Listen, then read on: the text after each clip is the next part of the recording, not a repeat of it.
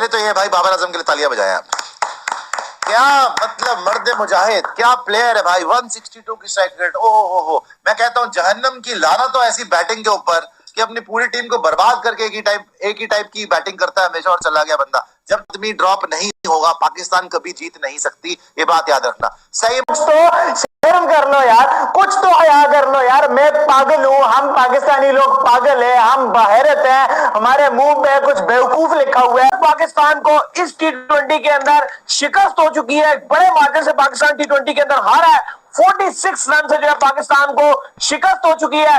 हम रीड कर रहे हैं, बैटिंग जो कर रहा है उसको नजर नहीं आ रहा कि बॉल वो किस तरह फेंक रहा है। खैर जिस आउट हुआ है ना विलियमसन पे कैच वगैरह, आप सुनिए कमेंटेटर क्या कह रहा है। क्यूरिकल टाइम था, पाकिस्तान को बाबर के रन चाहिए थे।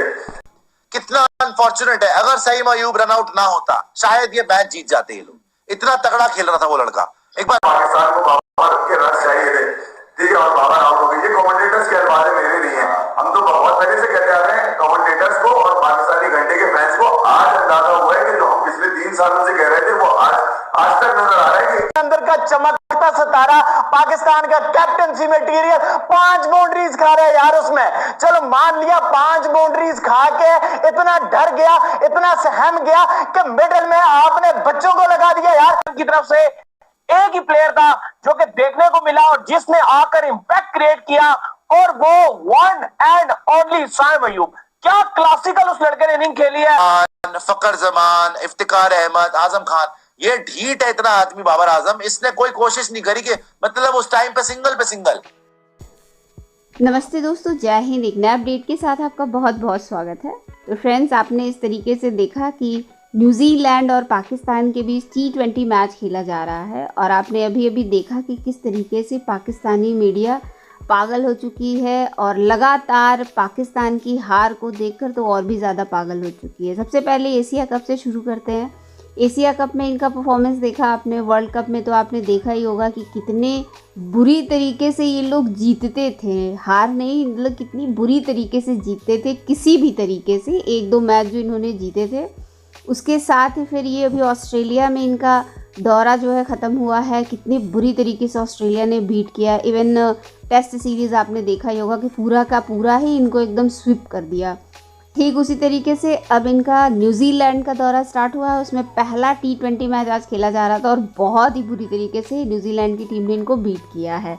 अब इनका रोना धोना स्टार्ट हो गया। आपने देखा कि किस तरीके से इनका जो बाबर आजम है फिर से फ्लॉप शो करते हुए, हालांकि रंग तो कुछ उसने बनाया 45 के करीब, लेकिन फिर से वही उनका एवरेज है, जो कि आपको पता ही है कि उनका किस टीम के सामने जो है बहुत बढ़िया एवरेज रहता है। तो आप जानते ही हैं। उसी तरीके से 46 रन से इनकी हार हुई है, जो कि एक बहुत ही बड़ा मार्जिन है T20 में। तो आइए चलिए देखते हैं इसी को लेकर किस तरीके से रोना पीटना मचा हुआ है, और इसी तरीके की इंटरेस्टिंग वीडियो और इंटरेस्टिंग न्यूज़ के लिए मेरे चैनल को सब्सक्राइब करना बिल्कुल भी मत भूलिएगा। पाकिस्तान ढेर हो चुका है। पाकिस्तान की तरफ से एक ही प्लेयर था जो कि देखने को मिला और जिसने आकर इंपैक्ट क्रिएट किया, और वो one and only Saim Ayub. क्या क्लासिकल उस लड़के ने इनिंग खेली है, जो उसने भाईजान 8 बॉलें खेलते हुए 27 रन जो मारे हैं।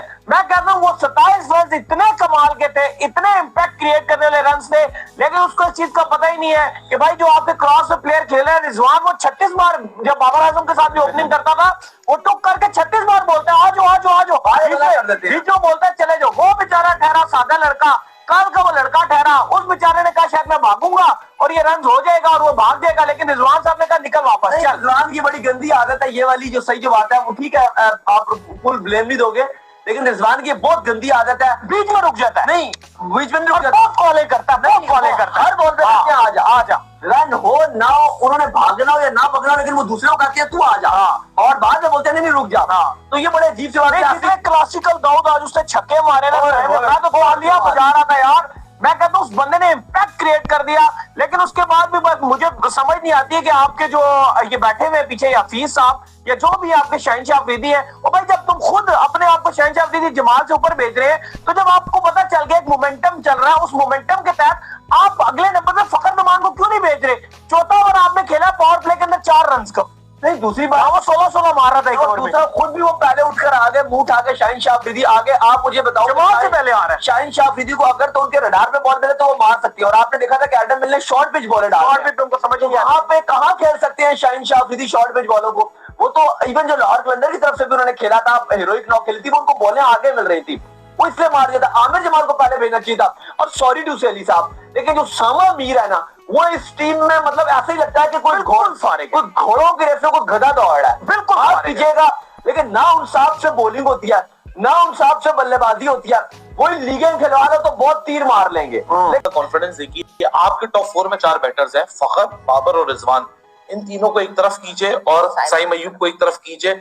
इन तीनों के मुकाबले में उस अकेले बच्चे का कॉन्फिडेंस इन तीनों से ज्यादा मतलब आप यार उस लड़के की इंटेंट देखो, आप कॉन्फिडेंस देखो। असल में मसला है ना, किसी की तारीफ करना शुरू करते हैं ना तो सबसे पहले लोग देखते हैं कि शहर का है, अच्छा ये भी उस शहर के, तो उसकी तारीफ करता है। लेकिन अगर क्रिकेट की थोड़ी बहुत भी समझ किसी को है ना, T20 क्रिकेट की खास तौर से, असल में पाकिस्तान इस टोटल के करीब भी इसलिए पहुंच गया, करीब की मैं क्या बात करूं, अभी भी बहुत जमीन और आसमान का फर्क है। पाकिस्तान ये तकरीबन 180 रन भी बना गया, ये सिर्फ उसकी बदौलत है जो शुरू में साइम अय्यूब करके चला गया, वरना पाकिस्तान 160-150 के ऊपर क्रम्बल होने वाली टीम थी 227 के मुकाबले पे। साफ और सीधी सी बात है, बाबर के रन आए लेकिन वो मॉडर्न T20 रन नहीं है। आपने केन विलियमसन को भी देखा, हम केन विलियमसन की भी ये बात कर रहे थे, लेकिन बाबर के अगर मैं पॉइंट ऑफ व्यू से देखूं तो बाबर के पॉइंट ऑफ व्यू से वो रन अच्छे थे कि 162 की स्ट्राइक रेट से गए हैं। लेकिन वही वाली बात है ना कि केन विलियमसन वो इसलिए अफोर्ड कर सकता था क्योंकि साथ में डैरल मिचेल को 250 की स्ट्राइक रेट से वो स्कोर कर रहा था, बाबर के सामने भी कोई 250 की स्ट्राइक रेट से स्कोर कर रहा होता, तो यह चीजें डिफरेंस क्रिएट कर देती। लेकिन मुझे दो यहाँ चेंजेस समझ नहीं आई, जैसे कि जब स्कोर पड़ने लगा शाहीन को, तो शाहीन साहब फौरन कट लिए बॉलिंग अटैक में से, फौरन अब्बास आफरीदी को लिया है। डेब्यूटेंट वो तो एक अलग बात की, कमाल की कि डेब्यूटेंट ने बड़ा जबरदस्त परफॉर्म कर दिया। और इसी तरह जब आपका स्पिनर लगा हुआ है, आपके पास एक डेजिग्नेटेड स्पिनर बैशर आजम खान की शक्ल में मौजूद है, तो आप इफ्तिखार अहमद को ऊपर भेज रहे हो।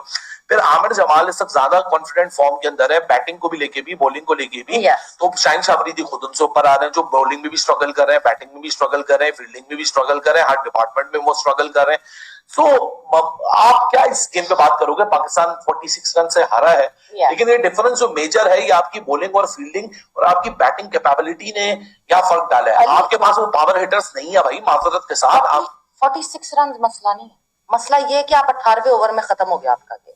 मसला ये है कि आप 20 ओवर भी खड़े नहीं हो सके। मसला ये है कि आपने कोई रोल डिफाइन नहीं किया। There is so much confusion in the camp कि आपको इस वक्त पता नहीं है कि कौन सा मेरा पिंच हिटर है, कौन सा मेरा पावर हिटर है, कौन किस टाइम पे आना चाहिए, किस सिचुएशन पे अगर ये जल्दी विकेट गिर जाती है तो किसको कहाँ ऊपर भेजना चाहिए। मतलब yes, Shaheen Shah Afridi he is the captain right now, but साथ साथ प्रोफेसर हफीज क्या कर रहे हैं, कहाँ है वो गेम प्लानिंग? अरे यार सवेरा गेम प्लानिंग की क्या, उसको भेजो, उसको भेजो, उसको कब भेजो? देखो गेम प्लानिंग की क्या, 18वें ओवर में आउट हो गया, 18 ओवर से सर्वाइव कर सकते आपको हर फेज के अंदर पॉजिटिविटी लानी पड़ेगी। मैं किसी की अगेंस्ट बात नहीं कर रहा, लेकिन चलो अब बाबर की इनिंग्स ले लो। आपने अगर यहाँ स्कोर कार्ड उठा के देखा ना, तो आप बोलेंगे कि जी 37 बॉलों में 50 ऑड रन, 35 बॉलों में 57 रन आए, 162 का स्ट्राइक रेट है। लेकिन अगर मैं टीम पर्सपेक्टिव से देखूंगा, अब मैं डिस्क्लेमर बोल रहा हूं, not picking on him, I am just trying to explain here, क्योंकि हमारे यहाँ मसला बताऊं क्या हो गया। क्रिकेट पे बात करना ऐसा